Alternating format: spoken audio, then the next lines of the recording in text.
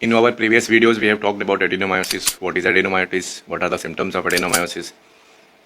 In this video, we will talk about the medical management, the medicines for adenomyosis, and what to do if adenomyosis presents for infertility. If a patient of infertility has adenomyosis, how to go about the treatment for that patient. Good morning, I am Dr. Rajat and you have started watching our YouTube channel, The Fertility Gynecologist. Adenomyosis is also called as endometriosis genitalis interna, in which the endometrium permeates the myometrium and leading to a hyperplasia, hypertrophy and fibrosis of the myometrium, and thereby the uterus becomes enlarged. Whenever I tell adenomyosis to my patients, in layman language I explain to them that it is the swelling of uterus. And when I say swelling or gath in our Gujaratis, they say most of the people confuse adenomyosis with fibroid. Actually, adenomyosis is different from fibroid. There is a basic difference between adenomyosis and fibroid. Fibroid, there is a pseudocapsule around the fibroid. That pseudocapsule is made from the myometrium and that makes the removal of fibroid on surgery easy. While in adenomyosis, there is no as such capsule around the adenomyosis. Another differentiating factor of fibroid and adenomyosis is in fibroid, there is a peripheral vascularity on an ultrasound color Doppler, while in adenomyosis, there is an overall vascularity of the mass itself. Adenomyosis is very common, especially in reproductive age group females. The main presenting symptom is dysmenorrhea, pain during menses, which may or may not be accompanied by menorrhagia or irregular menses. Sometimes it also manifests as dyspareunia, and in few people, like I mentioned earlier in my video, it manifests as infertility. It is an incidental finding in about 1/3 patients on ultrasound which have no symptoms. About 20 to 25% females going for IVF or assisted reproductive treatments have adenomyosis, and mostly about 20 to 80% females with adenomyosis have got associated adenomyosis and endometriosis as well. Multiparity is a known risk factor, means females who have delivered before more than once or twice. It is a known risk factor, and incidence of adenomyosis increases with age. Because of pregnancy, there is a or because of stretching and hormones, there is a increase in incidence of adenomyosis. So how does adenomyosis occur? Before going in for the treatment aspect of the adenomyosis, we should know about how does the adenomyosis occur. It is basically the downward or the inward invagination of the endometrial layer into the myometrium. It may be due to the myometrial weakness, or it may be due to the altered immunological activity, which leads to the disruption of endometrium and myometrial interface. This inside thing is called as endometrium, and this outside thing, the wall muscle of the uterus, is called as myometrium. And whenever there is a disruption due to in this layer, endometrial myometrial junction, this is also called as junctional zone, then there is a increase in the incidence of adenomyosis. Uterine autotraumatization and initiation of mechanism of tissue injury and repair, that is TIAR. It basically is the primary cause of adenomyosis. There is a archimetrial compression followed by a neometrial contraction. Now both archimetrium and the neometrium are embryologically different things. They are formed from different, and this archimetrial compression, which occurs as a result of the neometrial contraction at the onset of the menses, which leads to the expanding of the cornua, that leads to the invagination of the endometrium into the myometrium. As a result, the fragments of endometrium, they get detached, basal endometrium, they get detached, and they invade into the myometrium, initially forming myometrial cyst and later on forming the adenomyosis. This junctional zone is very, very important as far as the mechanism and the pathogenesis of adenomyosis is concerned. And a junctional zone, if it becomes irregular, if it becomes thick, a junctional zone of more than 7 millimeter is associated with the incidence of spontaneous abortion and infertility. Now, question is, apart from the symptoms, how do you diagnose the adenomyosis? Like I mentioned before, most of the radiologists, they confuse adenomyosis with fibroid. On adenomyosis, once you have seen an appearance of adenomyosis on transvaginal ultrasound, it is very, very, very difficult to forget. It can be diffuse, it can be focal.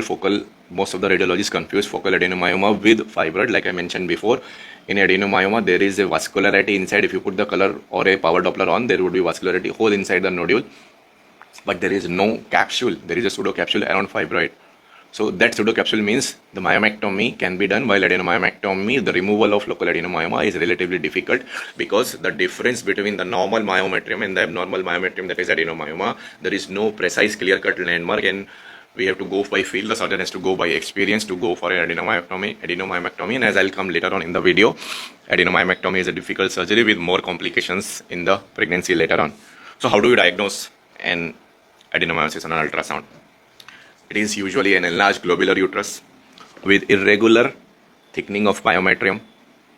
There may be presence of myometrial cyst. There may be an echogenic subendometrial lines. There may be lines and bumps. There may be hyperechogenic areas or the hypoechogenic areas. There may be irregular or broken junctional zone and vascularity of lesions. It can be anterior, it can be posterior, it can be on any side. The depth of adenomyosis is very, very important. This depth basically tells us what are going to be the symptoms and how the management of adenomyosis is going to occur. Since I mentioned the junctional zone and external myometrium are different, archimetrium and neometrium are different because they are embryologically different, and according to the MOSA criteria, the depth can be less than 25%, 25 to 50%, more than 50%. It can be mild, moderate, and severe. In the symptoms of adenomyosis, they basically are according to the depth.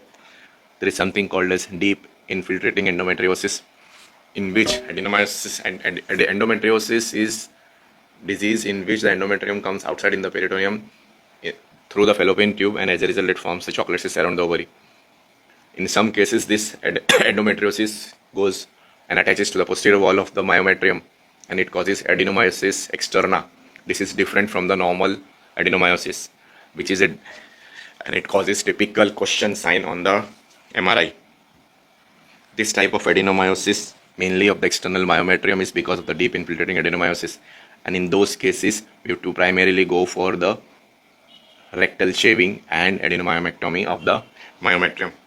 Like I mentioned, the junctional zone can be irregular, it can be disrupted, and this alteration of junctional zone are due to the subendometrial hyperechogenic lines and buds. Now, few people go for an MRI in an adenomyosis. According to me, MRI is not required in the routine cases. TVS transvaginal ultrasound can diagnose adenomyosis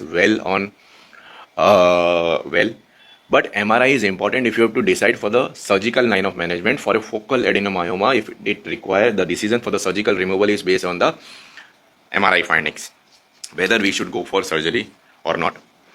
Now comes the most important part, the management of adenomyosis. Like I have mentioned before in my videos as well, adenomyosis is a very, very typical and a difficult thing to treat as far as our obstetricians, gynecologists are concerned. The management of adenomyosis depends upon whether the family of female is complete or not, or whether she wants to bear more children in future or not, because while the intended outcome of the treatment of adenomyosis is relief from symptoms and signs and the maintenance of infertility, because it is an sex steroid dependent disorder which is characterized by increase in inflammation and impaired apoptosis and neuroangiogenesis.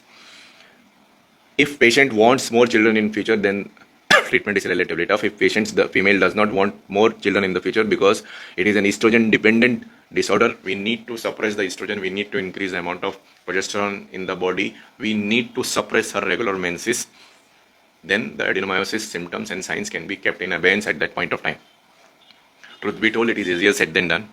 The normal infertility treatment with ovulation induction and follicular monitoring, in which in every cycle we increase the amount of estrogen, then give the progesterone. So with every cycle, the incidence and the severity of endometriosis is going to increase. So if a female is having an adenomyosis and she wants to have children in future, we should have a clear-cut roadmap line for her, that we will be trying ovulation induction and follicular monitoring with or without IUI for maximum 3 to 6 cycles. And if you don't conceive in those 3 to 6 cycles, then directly go for IVF, because like I said before, with each and every ovulation induction, the incidence of adenomyosis would increase, the severity of adenomyosis would increase, and the more severity of adenomyosis, that means the chances of normal pregnancy decrease. And because adenomyosis increase in uterotubal contraction, the implantation decreases, spontaneous abortion decreases, the chances of natural conception decreases, you have to go for an IVF. So in females who do not desire pregnancy, there are 4 options available to us. One is norethistron acetate, NETA. Other is combined oral contraceptive pills.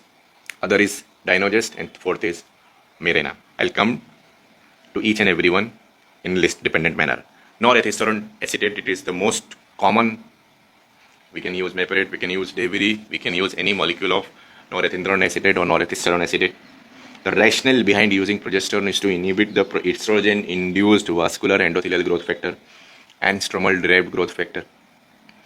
In human endometrium, progesterone decreases the estrogen effect. But in adenomyosis, since there is an ectopic endometrium, sometimes there is a progesterone resistance, and this norethistone test acetate acts on this progesterone resistance also. We normally start 5 milligram per day. We can keep it continuous also, but 3 weeks on and 1 week off regimen, it helps in decreasing the amount of breakthrough bleeding which occurs in cases of progesterone. It causes less suppression of HPO axis. So it is an inexpensive, effective and well tolerated initial treatment of adenomyosis. Next option for adenomyosis treatment is combined oral contraceptive pills. It causes a pseudo gestational state. It causes the endometrial desensitization and atrophy of the endometrium and the adenomyotic lesions. Low dose oral contraceptive pill which is given in continuous form without any break, acyclical, not encyclical, it is best for adenomyosis. It works by inhibition of suppressing the gonadotrophins, FSH and LH. And it is preferred in most of the adolescent dysmenorrhea who are not tolerating the initial line of management. Next comes my most favorite and wonderful molecule called as DIENOGEST. It is a 4th generation progesterone with high affinity for progesterone receptors. It inhibits gonadotrophins produce. It gives anti-proliferative, local anti-inflammatory action on the endometrial tissues. It is a 19-norethistone derivative. It has got high selectivity for progesterone receptors. Although it causes mild inhibition of ovarian function with slight hypoestrogenic effect, but it has got maximum anti-proliferative action on the endometrium. It inhibits the proliferation of adenomyotic cells. And why I love this molecule is because it causes significant changes in the histologic features such as cell proliferation, nerve growth factor expression, I am repeating this term, nerve growth factor expression, and nerve fiber density as found in the histopathologic specimens or the hysterectomy biopsy. Thereby leads to a significant benefit of pain. Why I am mentioning? Because I have seen patients of dysmenorrhea gone in 1 month. One patient is coming to me far from 200 kilometers from Vapi. She is specifically coming from dysmenorrhea. She is an unmarried nulliparous female with severe adenomyosis and dysmenorrhea and endometriosis, and her quality of life was very bad. The moment I put her on DIENOGEST, her quality of life has improved by leaps and bounds. Because it does not inhibit completely compared to the activity of inhibiting the ovulation. It has got some amount of decreasing the ovulation, but it has got main activity on endometrium. So the moment the DIENOGEST is stopped, patient can think of conceiving. Naturally, the ovulation can resume. But there is a minor side effect as far as DIENOGEST is concerned. DIENOGEST leads to some incidences of breakthrough bleeding, which is generally well tolerated, and the intensity and severity decrease over a period of time. But it has got a great effect on the inflammatory microenvironment of the endometrial lesions. And therefore, it is very, very clinical good. It also has effect on the immune system changes, decreases the uterine infiltrating NK cells, and significant pain relief is observed after giving DIENOGEST. The pain relief scores are absolutely better after 24 and 32 weeks of treatment. And the research says, earlier the research was that it can be taken for 5 years continuously. Nowadays, the clinical research says that still 7 years the effects have been observed, that there are no side effects, absolutely. It is well tolerated. Only side effect, like I mentioned before, metorrhagia, which occurs in about 96 to 97% of cases. Again, it decreases. And in comparison to the GnRH analogs, the Luprolide and the decapeptyl, pain reduction in the same way while not causing any bone marrow density changes or any hypoestrogenic symptoms. The menstrual pain decreases dramatically, and over a period of time the size of the uterus also decreases. The volume reduction occurs by about 13%, and this can be confirmed histologically. There are the disappearance of the hypoechoic striations. The myometrial cyst completely disappear, and uterine asymmetry, which is an indicator of adenomyotic infiltration, is also decreased significantly. There is another group of molecule called as GnRH agonist. While they decrease, they are absolutely great in decreasing the pain and the menorrhagia. But the hypoestrogenic side effects which occur because of this, the increase in vasomotor symptoms, the decrease in bone mineral density, the mode instability, the genital atrophy, it makes GnRH analogs, Luprolide, Buserelin less choice of drug. there is a risk of osteoporosis, and this is usually restricted. The use is restricted to 3 to 6 months in those females who are extremely severe symptomatically, and in whom the other first line drugs like DIENOGEST, like combined oral contraceptive pills like norethistron tesirate are not working. Usually we restrict it to the females who want pregnancy before IVF. Before IVF, 3 to 6 months, we use them.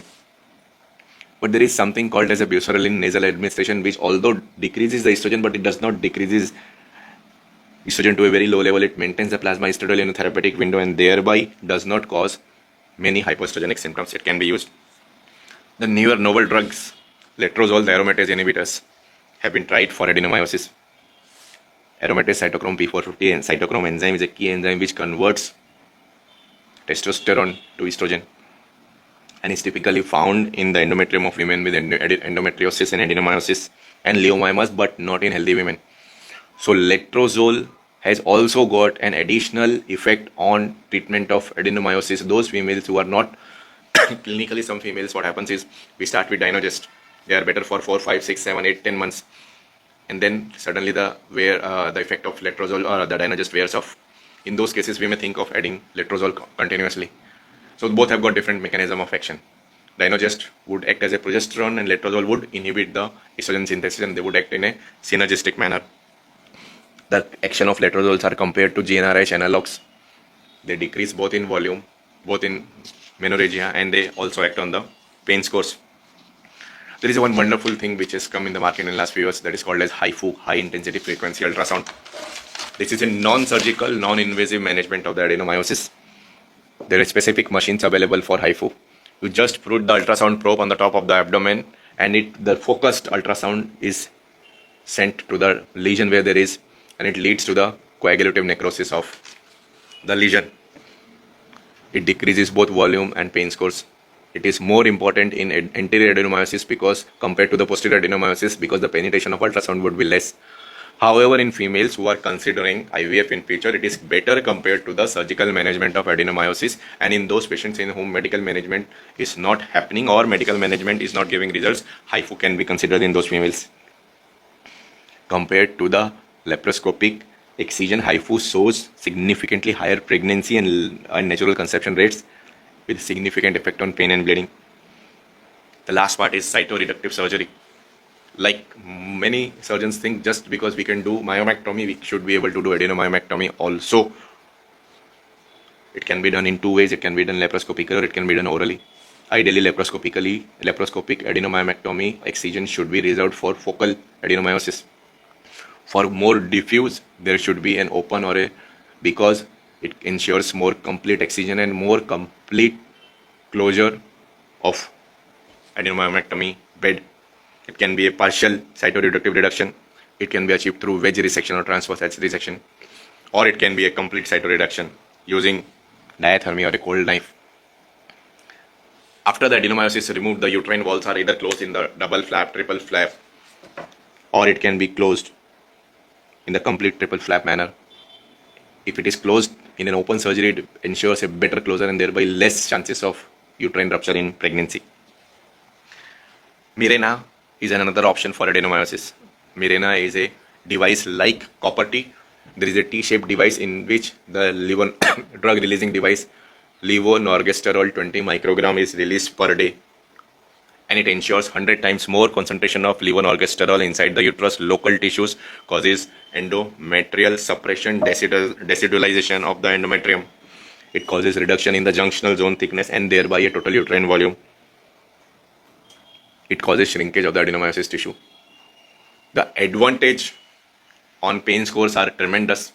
While the dysmenorrhea relief occurs within few weeks, but the size of the uterus reduction occurs after 36, 54, 72 weeks. It has got better chances of success because the chances of overall systemic circulation of steroids are less. There is a more concentration, more delivery of the local progesterone level in the tissues where it is needed the most. Compared to oral contraceptive pills, the bleeding symptoms and the pain relief are excellent. The only disadvantage is that it cannot be kept in a uterine cavity which is more than 150 ml volume, and higher failure rate is associated. higher expulsion rate is associated with the females who have got uterus more than 150 ml in volume. Whether to go for most of the laparoscopic surgeons, they take it on their ego to remove adenomyosis laparoscopically, like I have mentioned before. If it is an adenomyoma focal, then it can be removed laparoscopically. But if age is more than 39 years, if there is a posterior wall adenomyoma, then laparoscopy should not be preferred. If patient should be going for post-surgery IVF, then I personally believe that surgery should not be done, because in pregnancy there are more chances of rupture of adenomyosis, and the residual myometrial volume should be more than 9 to 15 millimeter to prevent the chances of rupture. The risk of rupture of myomectomy scar is 0.25%, while the risk of rupture of adenomyomectomy scar is 1% in pregnancy. So that things should be taken into account. Now, if I have to go for a IVF for adenomyosis patient, what things should I take into account? First of all, go for a freeze-out cycle. Stimulate, make embryos, and then freeze. Long agonist protocol is better, but then most of the people nowadays are doing antagonist protocol, so that is fine. Like I mentioned, frozen embryo transfer should be only done, and mock embryo transfer should be tried to know the size of uterine cavity, the position, the cervical stenosis, and all those kind of things. Only single embryo should be transferred, because there are more chances of rupture if there are twins. ATOC1, the oxytocin receptor antagonist, in females who have got more uterine contractions, that can be seen on ultrasound, and if those uterine contractions are more than 5 contractions per minute, ATOC1 works wonders before embryo transfer. So on the day of embryo transfer, you can start at ATOC1 and it gives good results. Uterine sparing cytoreductive surgery, I mentioned before, it should be restricted to a focal adenomyoma which is more than 5 cm, and in females who have got recurrent IVF failures, only in those cases it should be performed. There is no role of uterine cytoreductive surgery in females who are more than 39 years. And complete excision and an incomplete partial excision. While in complete excision there is a dysmenorrhea reduction of 82%, menorrhea control of 68%, and pregnancy of 60%. While in incomplete reduction there is a dysmenorrhea, while the dysmenorrhea reduction score is similar to 82% in partial, but menorrhea control and pregnancy rate are less. Menorrhea control is only in about 50% cases, and pregnancy is only in about 56% of cases. In conclusion, for the treatment of adenomyosis, combined oral contraceptive pills and levonorgestrel, Mirena, they both decrease dysmenorrhea and menorrhagia over 6 months. Mirena is relatively better compared to the combined oral contraceptive pill, but overall the price of combined oral contraceptive pill is very less. But in those females who are obese, hypertensive with high risk for oral contraceptive pills, Mirena is preferred.